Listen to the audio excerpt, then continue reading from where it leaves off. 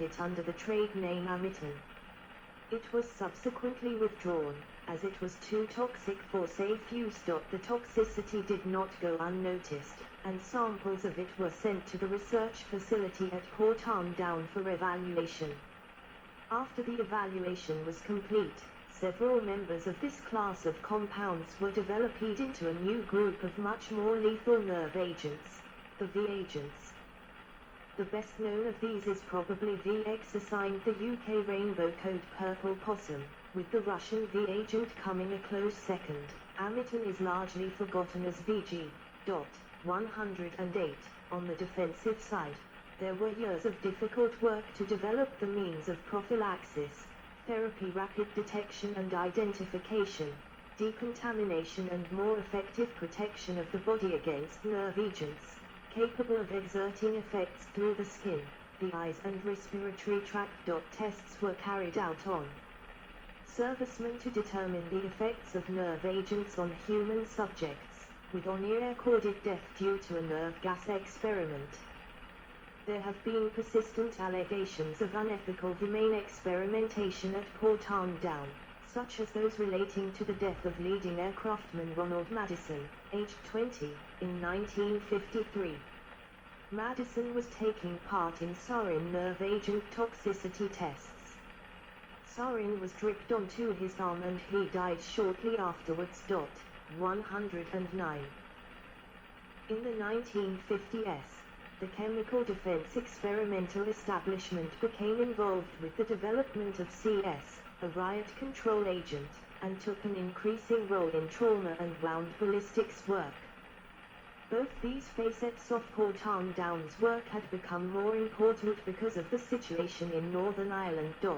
110. In the early 1950s, nerve agents such as sarin were produced. About 20 tons were made from 1954 until 1956. CDE Nanskuk was an important factory for stockpiling chemical weapons. Small amounts of VX were produced there, mainly for laboratory test purposes, but also to validate plant designs and optimize their chemical processes for potential mass production. However, full-scale mass production of VX agent never took place, with the 1956 decision to end the UK's offensive chemical weapons program. 111. In the late 1950s, the chemical weapons production plant at Nanskuk was mothballed, but was maintained through the 1960s and 1970s in a state whereby production of chemical weapons could easily recommence if required. 111. United States. In 1952, the U.S. Army patented a process for the preparation of toxic resin, publishing a method of producing this powerful toxin. In 1958, the British government traded their VX technology with the United States in exchange for information on thermonuclear weapons.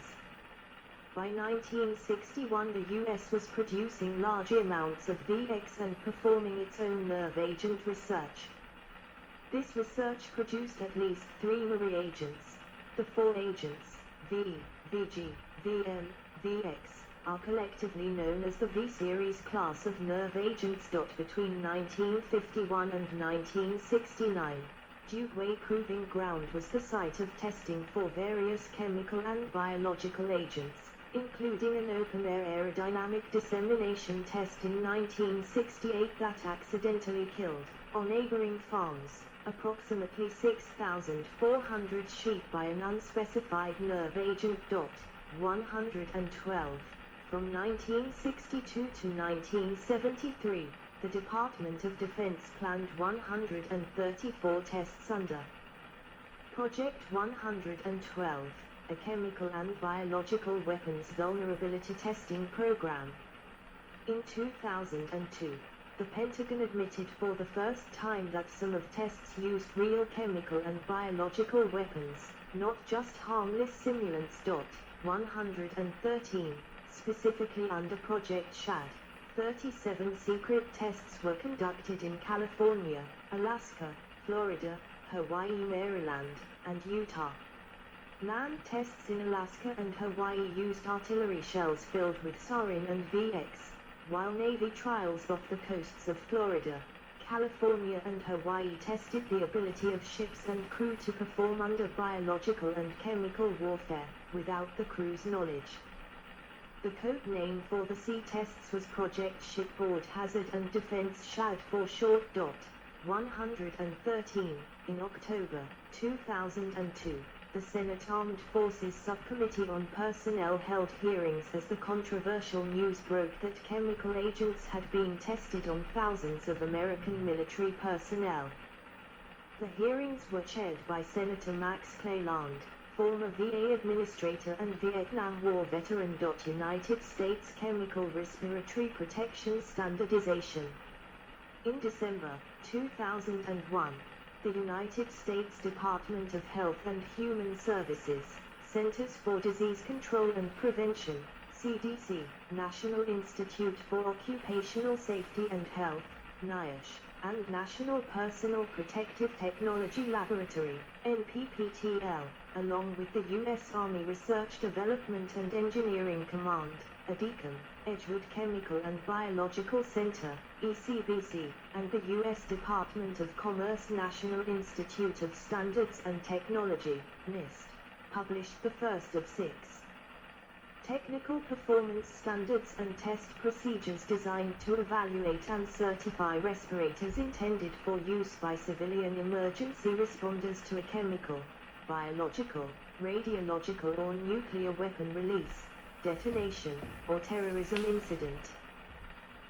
To date, NIOSH/NPPTL has published 6 new respirator performance standards based on a TIDA Pro that relies on traditional industrial respirator certification policy, Next Generation Emergency Response Respirator Performance Requirements, and special live chemical warfare agent testing requirements of the classes of respirators identified to offer respiratory protection against chemical, biological, radiological, and nuclear, CBRN, agent inhalation hazards. These CBRN respirators are commonly known as open-circuit self-contained breathing apparatus, CBRN-SCBA, air purifying respirator, CBRN-APRIL, air purifying escape respirator, CBRN-APA, self-contained escape respirator, CBRN-SO, and loose or tight-fitting powered air purifying respirators, CBRN-PAPA. Soviet Union. Due to the secrecy of the Soviet Union's government, very little information was available about the direction and progress of the Soviet chemical weapons until relatively recently. After the fall of the Soviet Union, Russian chemist Phil Murayanov published articles revealing illegal chemical weapons experimentation in Russia. In 1993, Murayanov was imprisoned and fired from his job at the State Research Institute of Organic Chemistry and Technology, where he had worked for 26 years. In March 1994, after a major campaign by U.S. scientists on his behalf, Murayanov was released. 114. Among the information related by Vil Murayanov was the direction of Soviet research into the development of even more toxic nerve agents, which saw most of its success during the mid-1980s. Several highly toxic agents were developed during this period. The only unclassified information regarding these agents is that they are known in the open literature only as foliant agents, named after the program under which they were developed, and by various code designations, such as a 230 and a 232. 115, according to Murayanov. The Soviets also developed weapons that were safer to handle, leading to the development of binary weapons, in which precursors for the nerve agents are mixed in a munition to produce the agent just prior to its use.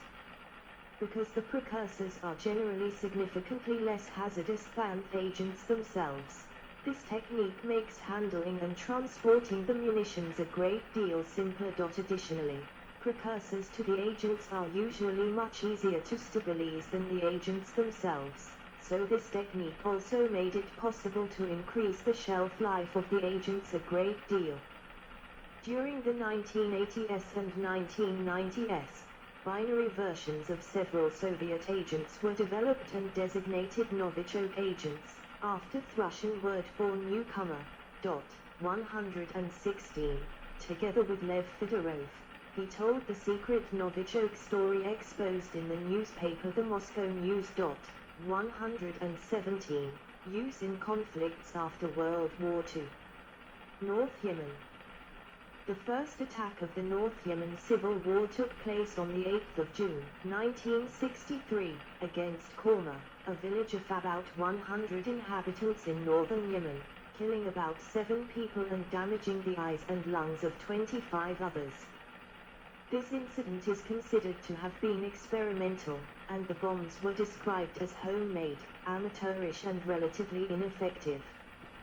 The Egyptian authorities suggested that the reported incidents were probably caused by napalm, not gas. There were no reports of gas during 1964, and only a few were reported in 1965. The reports grew more frequent in late 1966. On the 11th of December, 1966, 15 gas bombs killed 2 people and injured 35.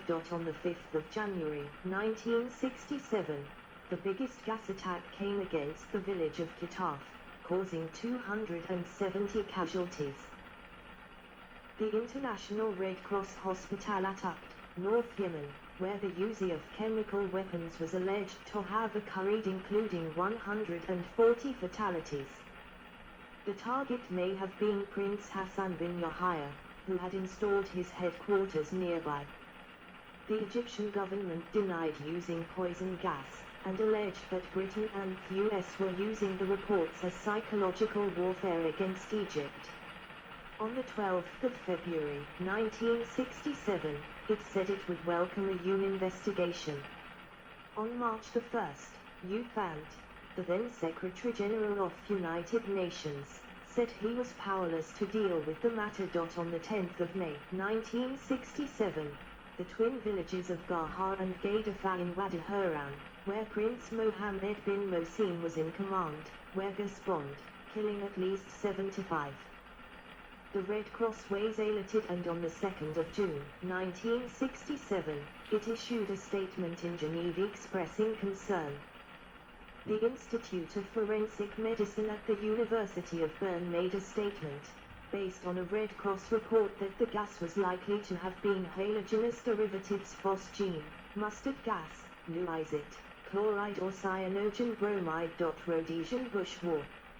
Evidence points to a top-secret Rhodesian program in the 1970s to use organophosphate pesticides and heavy metal rodenticides to contaminate clothing as well as food and beverages. The contaminated items were covertly introduced into insurgent supply chains.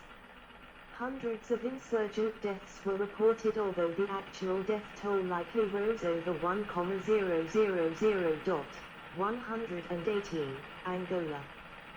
During the Cuban intervention in Angola, United Nations toxicologists certified that residue from both these and sarin nerve agents had been discovered in plants, water, and soil where Cuban units were conducting operations against National Union for the Total Independence of Angola, UNITA, insurgents.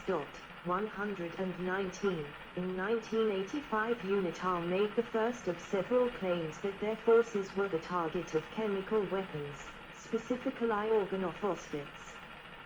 The following year, guerrillas reported being bombarded with an unidentified greenish-yellow agent on 3 separate occasions. Depending on the length and intensity of exposure, victims suffered blindness or death. The toxin was also observed to have killed plant life. 120. Shortly afterwards, UNITA also cited strikes carried out with a brown agent which it claimed resembled mustard gas. 121. As early as 1984, a research team dispatched by the University of Ghent had examined patients in UNITA field hospitals showing signs of exposure to nerve agents, although it found no evidence of mustard gas. 122.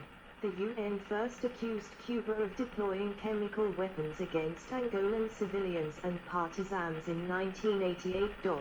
119. Wouterbossen later disclosed that South African military intelligence had long verified the use of unidentified chemical weapons on Angolan soil. This was to provide the impetus for their own biological warfare program, Project Coast. 119. During the Battle of Cuito Cuanavale, South African troops then fighting in Angola were issued with gas